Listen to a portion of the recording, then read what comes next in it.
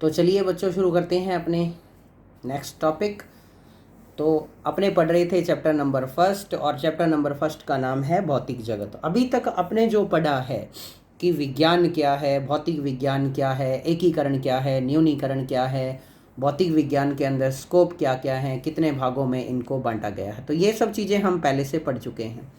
तो प्रायोजन इसके या स्कोप को हमने दो भागों में बांट लिया था, स्थूल भाग और सूक्ष्म भाग। स्थूल भाग का मतलब चिरसम्मत भौतिकी यानी कि पुरानी फिजिक्स एक तरह से। इसको हम जो है टोटल 4 ब्रांच के अंदर डिवाइड कर सकते हैं, 4 भागों में बांट सकते हैं, यांत्रिकी, वैद्युत गतिकी, प्रकाशिकी और ऊष्मा गतिकी। फिर आगे चलकर हमने जो पढ़ा वो था इन्हीं ब्रांचों के बारे में थोड़ा सा ज़्यादा डिटेल में नहीं, पर थोड़ा सा बेसिक बातें जानना। प्रकाशिकी के अंदर हम प्रकाश से रिलेटेड घटनाओं पर पढ़ते हैं, ऊष्मा गतिकी के अंदर हम ऊष्मा गतिकी से रिलेटेड या ऊष्मा से रिलेटेड, कार्य से रिलेटेड, ताप से रिलेटेड इन चीज़ों के बारे में पढ़ते हैं। फिर सूक्ष्म भाग आ जाता है, तो सूक्ष्म भाग के अंदर हम परमाणु, इलेक्ट्रॉन, न्यूट्रॉन वगैरह इन सब के बारे में, फोटोन वगैरह के बारे में डिटेल से जानते हैं। तो ये थी इसके कुछ जो ब्रांचें हैं वो। फिर भौतिकी जो एक्साइटेड क्यों है, क्योंकि आप सभी को पता है कि कुछ ही नियमों द्वारा हम भौतिकी की विभिन्न घटनाओं को आसानी से एक्सप्लेन कर सकते हैं। फिर इसी तरह से जो है भौतिकी का प्रौद्योगिकी से क्या संबंध है, समाज से क्या संबंध है, तो ये सब चीज़ें हम पहले पढ़ चुके हैं। फिर अपना टॉपिक आया था कि प्रकृति में मौजूद मूल बल। तो मैं आपको क्लियर कर दूं कि प्रकृति के अंदर 4 ही मूल बल जो हैं वो मौजूद हैं। गुरुत्वाकर्षण बल, विद्युत चुंबकीय बल और दुर्बल नाभिकीय बल और प्रबल नाभिकीय बल। तो गुरुत्वाकर्षण बल जैसा कि सभी बच्चे जानते हैं, स्टार्टिंग छोटी क्लासों से ही पढ़ा दिया जाता है कि गुरुत्वाकर्षण बल जो है किन्हीं दो पिंडों के मध्य उनके द्रव्यमान के कारण लगने वाला आकर्षण बल है। ओके, तो ध्यान रखना, किन्हीं दो पिंडों के मध्य उनके द्रव्यमान के कारण लगने वाला आकर्षण बल गुरुत्वाकर्षण बल कहलाता है। और न्यूटन ने गुरुत्वाकर्षण का सार्वत्रिक नियम दिया था, जिसके अनुसार पिंडों के मध्य लगने वाला आकर्षण बल उन दोनों पिंडों के द्रव्यमान के गुणनफल के तो समानुपाती होता है और बीच की दूरी के वर्ग के व्युत्क्रमानुपाती होता है। फिर उसके बाद गुरुत्वाकर्षण बल के जो हैं गुण क्या क्या आ जाते हैं ये भी हमने डिस्कस कर लिए थे। तो गुणों के अंदर पढ़ा था कि आकर्षण प्रवृत्ति का होता है, व्युत्क्रम वर्ग के नियम की पालना करता है, द्रव्यमानों को मिलाने वाली रेखा के अनुदिश कार्य करता है, केंद्रीय बल है, संरक्षी बल है वगैरह वगैरह। फिर हमने पढ़ा विद्युत चुंबकीय बल। तो विद्युत चुंबकीय बल जो है वो बेसिकली दो आवेशित कणों के मध्य लगने वाला बल है। तो अगर इसको आप डिटेल में डिस्कस करो तो हम देखेंगे कि यदि दो बिंदु आवेश स्थिर हैं तो उनके मध्य जो है स्थिर विद्युत आकर्षण या प्रतिकर्षण बल लगता है, या कि यूं कह लो कि स्थिर विद्युत बल कार्य करता है, इलेक्ट्रोस्टैटिक फोर्स उनके बीच में लगता है, यानी कि एक सिंपल सा आकर्षण और प्रतिकर्षण बल कार्य करता है। अगर उन्हीं आवेशों को हम गतिमान करें तो चुंबकीय प्रभाव भी होगा, ये जो है स्थिर विद्युत बल भी होगा। तो हम इसको कंबाइंडली कह सकते हैं कि दोनों के बीच जो बल लग रहा है वो विद्युत चुंबकीय बल है।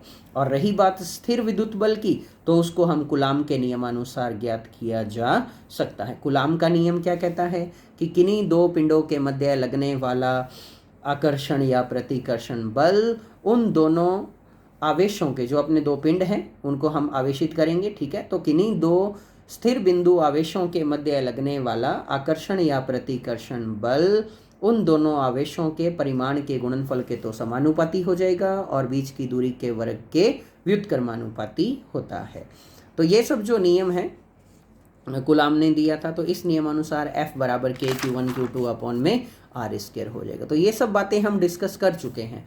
फिर उसके बाद हमने पढ़ा प्रबल नाभिकीय बल। अब आप सभी जानते हो कि नाभिक के अंदर न्यूट्रॉन और प्रोटॉन होते हैं। चूंकि प्रोटॉन पर धनावेश होता है, न्यूट्रॉन पर ऋण आवेश होता है, तो मन में ये क्वेश्चन आ ही जाता है कि प्रोटॉन पर तो प्लस आवेश है, तो प्रोटॉन न्यूक्लियस में एक भी नहीं है, बहुत सारे होते हैं, तो प्रोटॉन आपस में एक दूसरे को प्रतिकर्षित करके न्यूक्लियस को या नाभिक को तोड़ क्यों नहीं देते? तो इसका मतलब वहाँ कोई ना कोई बल है। तो उसी बल का नाम रखा गया था प्रबल नाभिकीय बल। तो नाभिक में प्रोटॉनों और न्यूट्रॉनों को आपस में जो बांध कर रखता है उस बल को हम प्रबल नाभिकीय बल कहते हैं, और ये सबसे ज़्यादा पावरफुल फोर्स होता है। ये बात भी आपको ध्यान होनी चाहिए। गुरुत्वाकर्षण से 10 की पावर 38 गुना ज़्यादा पावरफुल होता है, लेकिन इस बल की रेंज बहुत कम है। ओके, मतलब कि न्यूक्लियस के अंदर ही ये बल जो है काम करता है। और ये बात भी नहीं है कि प्रोटॉन प्रोटॉन के बीच ये अलग रूप से काम करेगा, प्रोटॉन न्यूट्रॉन के बीच अलग रूप से काम करेगा, न्यूट्रॉन न्यूट्रॉन के बीच अलग काम करेगा। सभी के मध्य ये बल एक समान रूप से काम करता है। फिर उसके बाद अपने पढ़ा था दुर्बल नाभिकीय बल। ये 11th के हिसाब से इसको समझना थोड़ा सा ये टफ हो जाता है। टफ तो क्या है, क्योंकि इसमें जो बातें हैं वो बातें हायर लेवल की हैं। 12th क्लास में भी आप उन बातों के बारे में जानोगे। 11th में सिर्फ इतना ही बता दिया जाता है कि जब किसी नाभिक का बीटा क्षय होता है, अब ये बीटा क्षय क्या है, अल्फा क्षय क्या है, गामा क्षय क्या है, ठीक है, तो ये सब आप 12th में डिटेल में जान जाओगे। तो जब किसी नाभिक के अंदर बीटा क्षय होता है तो उस समय नाभिक जो है इलेक्ट्रॉन और न्यूट्रिनो उत्सर्जित करता है। अब यहाँ बच्चों का दिमाग घूम जाता है कि नाभिक इलेक्ट्रॉन उत्सर्जित करता है, इसका मतलब नाभिक के अंदर भी इलेक्ट्रॉन है। आज तक तो हमें कभी पढ़ाया ही नहीं। तो ये सब बातें जो हैं आप बड़ी क्लास 12th क्लास के अंदर सीखोगे। तो जब नाभिक का डीके होता है या नाभिक टूटता है या बीटा क्षय कह लो उसका, तो वो इलेक्ट्रॉन और अनावेशित कण जो है उत्सर्जित करता है। बस उनके बीच जो बल कार्य कर रहा होता है उसे ही हम दुर्बल नाभिकीय बल कहते हैं। और दुर्बल नाभिकीय बल के गुण, ये बल जो है कम प्रास का होता है, ठीक है, और यह एक तरह से गुरुत्वाकर्षण बल से 10 की पावर 25 गुना प्रबल होता है। तो अब मैं आपको इनका ऑर्डर बता देता हूँ कि कौन सा बल कौन से बल से कितना ज़्यादा है, क्या उसका ऑर्डर है। वैसे तो हम ये बातें सब जान चुके हैं कि क्या होता है। तो चलिए अपने इनके बारे में और जानते हैं और फिर अपना नया टॉपिक शुरू करेंगे। इस पार्ट को अपने दो पार्ट में डिवाइड कर सकते हैं। इस चैप्टर को 2 पार्ट में डिवाइड कर सकते हैं। एक पार्ट तो हो गया जो प्रकृति में मौजूद बल हैं उनके बारे में डिस्कस करना, और दूसरा पार्ट इसमें आ जाएगा अपने पास कुछ संरक्षण के नियम। ओके, तो वो भी आज अपने डिस्कस करेंगे। तो कंटिन्यू रखते हैं अपनी बातों को। तो चलिए शुरू करें। जो ऑर्डर है, तो आपको एक ट्रिक बताई हुई है न्यू जी। ट्रिक का नाम है न्यू जी। ओके, जैसे पार्ले जी, जूनियर जी, वैसे न्यू जी ट्रिक बना लो।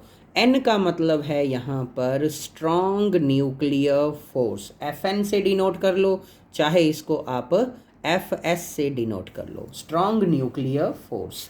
ई का मतलब है यहाँ पर इलेक्ट्रोमैग्नेटिक फोर्स। हिंदी में बात करें तो स्ट्रॉन्ग न्यूक्लियर फोर्स का मतलब है प्रबल नाभिकीय बल, और ई का मतलब है यहाँ पर विद्युत चुंबकीय बल, और W का मतलब है इस ट्रिक के अंदर वीक फोर्स या दुर्बल नाभिकीय बल, और G का मतलब आप सब जानते हो ग्रेविटेशनल फोर्स या गुरुत्वाकर्षण फोर्स। तो ये इनका एक ऑर्डर मैं आपको बता रहा हूँ कि कौन सा बल किस बल से ज़्यादा होता है। तो स्ट्रॉन्ग न्यूक्लियर फोर्स सबसे ज़्यादा पावरफुल होता है, उससे कम पावरफुल होता है इलेक्ट्रोमैग्नेटिक फोर्स, और उससे कम पावरफुल होता है दुर्बल बल, और सबसे कम पावरफुल होता है गुरुत्वाकर्षण बल। ओके, तो अब इनका रेंज क्या है। गुरुत्वाकर्षण बल को हम 10 की पावर 0 लिख सकते हैं और इसको अपने 1 भी बोलते हैं। ओके, और जो दुर्बल बल है ये 10 की पावर 25, और जो विद्युत चुंबकीय बल है 10 की पावर 36, और जो प्रबल नाभिकीय बल है वो 10 की पावर 38, इतने गुना पावरफुल है। तो अगर अपने इसको आधार माने तो जो प्रबल नाभिकीय बल है वो इससे 10 की पावर 38 गुना ज़्यादा पावरफुल है। और अगर विद्युत चुंबकीय बल के कंपैरिजन में देखें तो यहाँ 36 है, यहाँ 38 है, सिर्फ 2 का डिफरेंस है। यानी कि विद्युत चुंबकीय बल की तुलना में प्रबल नाभिकीय बल 10 की पावर 2 गुना यानी कि 100 गुना पावरफुल है। और फिर इसी तरह से ये जो दुर्बल बल है ये गुरुत्वाकर्षण बल से 10 की पावर 25 गुना पावरफुल होता है। तो इन चीज़ों को थोड़ा सा माइंड में रखना है कि किसका ऑर्डर क्या है, कितना पावरफुल वो बल होता है। तो अब चलते हैं अपने दूसरे पार्ट की ओर। तो फिजिक्स के अंदर अपने एक पार्ट को फिनिश कर लिया फर्स्ट चैप्टर के। दूसरा है पार्ट जो है वो है संरक्षण के नियम। संरक्षण के नियम। अब संरक्षण के नियम की बात आती है तो अपने 11th क्लास के अंदर संरक्षण के टोटल 4 नियम के बारे में डिस्कस करेंगे। तो पहला जो नियम आ जाता है वो है ऊर्जा संरक्षण का नियम। स्टार्टिंग में इसी से कर रहा हूँ क्योंकि इसके बारे में बहुत से बच्चे जानते हैं, छोटी क्लासों में रट्टा लगा रखा होता है कि ऊर्जा संरक्षण का नियम क्या होता है। तो देखो, सभी जानते हो ऊर्जा संरक्षण के नियमानुसार ऊर्जा को ना तो उत्पन्न किया जा सकता है ना नष्ट किया जा सकता है, केवल एक रूप से दूसरे रूप में बदला जा सकता है या जाता है। तो ऊर्जा संरक्षण का नियम क्या कहता है कि ऊर्जा को ना तो उत्पन्न किया जा सकता है, ना ही नष्ट किया जा सकता है, केवल एक रूप से दूसरे रूप में बदला जा सकता है। ठीक है, थोड़ी सी नई बात कर लेते हैं कि अगर मैं बात करूं किसी निकाय की कुल ऊर्जा हमेशा संरक्षित रहती है, तो अपने आप इस ये शब्द जोड़ देते हैं, जो पुराने वाला है वो हमने पढ़ा हुआ है, सबको पता है। ऐसा नहीं है कि वो गलत है और ये सही है, ऐसा कुछ नहीं है। टाइम टू टाइम जो है लैंग्वेज अलग अलग होती जाती है, होता सब कुछ सही है।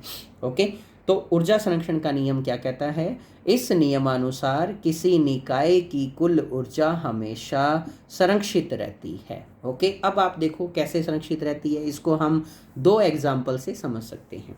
10th क्लास की अगर बात करें तो वहाँ आपने एक टॉपिक पढ़ा होगा कि यदि स्वतंत्रता पूर्वक किसी बॉल को गिराया जाए या किसी वस्तु को गिराया जाए तो रास्ते में हर जगह उसकी ऊर्जा संरक्षित रहती है। अगर उस डेरिवेशन को आपने सॉल्व किया होगा तो हर जगह आंसर उसका आया था mgh, mgh और mgh। ठीक है, और जो कुल ऊर्जा है, कुल ऊर्जा टोटल एनर्जी हमेशा 2 ऊर्जाओं का योग होता है।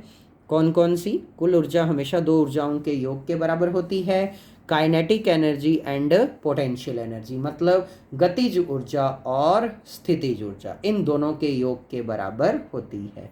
ओके, तो आप जरा सोचो, किसी बॉल को अपने h ऊंचाई पर पकड़ रखा है, ठीक है, अभी उसको हमने गुरुत्वाकर्षण के प्रभाव में नीचे नहीं आने दिया, इसको मुक्त पतन कहा जाता है। यदि कोई वस्तु केवल गुरुत्वाकर्षण बल के प्रभाव में नीचे गिरती है तो इसे मुक्त पतन कहा जाता है। ओके, तो देखो, जैसे हमने इसको टॉप लेवल पर पकड़ के रखा हुआ है तो सीधी सी बात है, अभी इसके अंदर सिर्फ स्थितिज ऊर्जा है, गतिज ऊर्जा इसके अंदर नहीं है। जैसे ही हम बॉल को छोड़ेंगे तो बॉल के वेग में वृद्धि होने वाली है, पृथ्वी की सतह की ओर बॉल आएगी, इसका वेग बढ़ेगा, यानी कि अब इसमें गतिज ऊर्जा आनी शुरू हो गई और स्थितिज ऊर्जा धीरे धीरे धीरे धीरे घटनी शुरू हो गई। यानी कि स्थितिज ऊर्जा कौन सी ऊर्जा में बदलती है?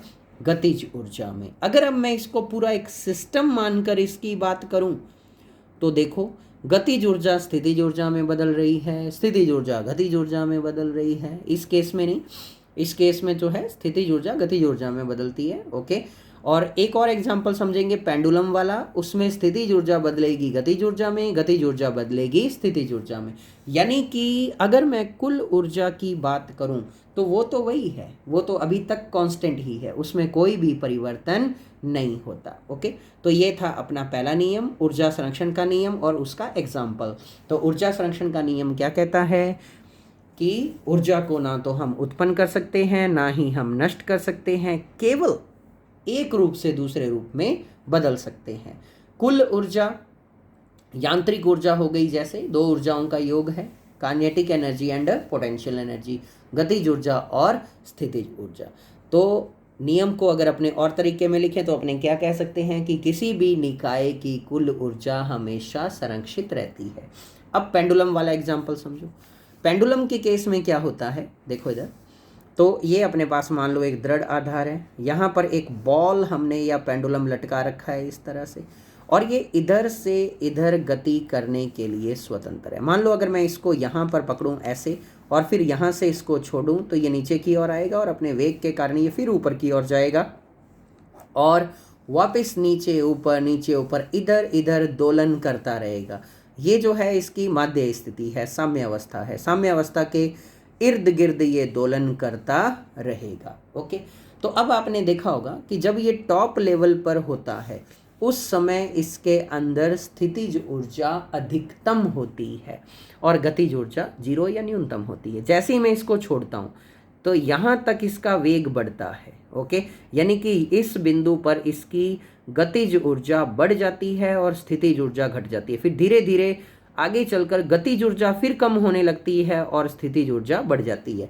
तो यहाँ स्थितिज ऊर्जा अधिकतम, यहाँ गतिज ऊर्जा अधिकतम, यहाँ फिर स्थितिज ऊर्जा अधिकतम, या यूं कह लो यहाँ गतिज ऊर्जा न्यूनतम, यहाँ गतिज ऊर्जा अधिकतम, यहाँ गतिज ऊर्जा न्यूनतम या 0। ओके, तो इस तरह से पेंडुलम से भी हम समझ सकते हैं कि ऊर्जा जो है एक रूप से दूसरे रूप में परिवर्तित होती है। और अगर मैं इसको निकाय मानकर सोचूं तो दोनों ऊर्जाओं का योग हमेशा कांस्टेंट ही आना है।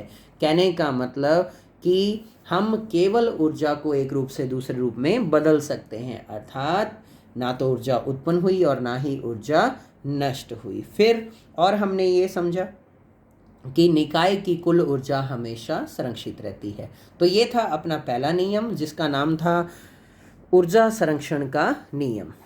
तो आज जो है ऊर्जा संरक्षण का नियम अपने क्लियर कर लिया। अब 3 नियम इसके अंदर हमें और पढ़ने हैं।